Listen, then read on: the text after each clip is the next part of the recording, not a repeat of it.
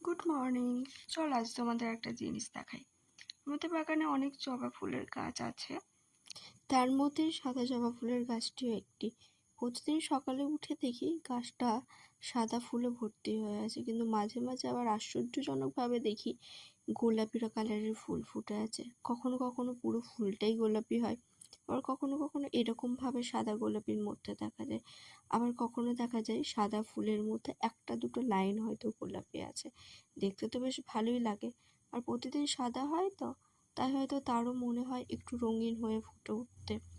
আর তারপর সব থেকে বেশি অবদান হচ্ছে এই ফুলগুলো রঙিন হওয়ার পেছনে এই যে রঙিন প্রজাপতি, তারাও হয়তো চায় এই সাদা ফুলগুলোর মধ্যে তাদের রঙকে কিছুটা ঢেলে দিতে। এর পাশেও একটা দেখো জবা ফুলের গাছ আছে, সেটাতেও প্রচুর পরিমাণে প্রজাপতি আসে প্রতিদিন। ধন্যবাদ সকলকে, টাটা।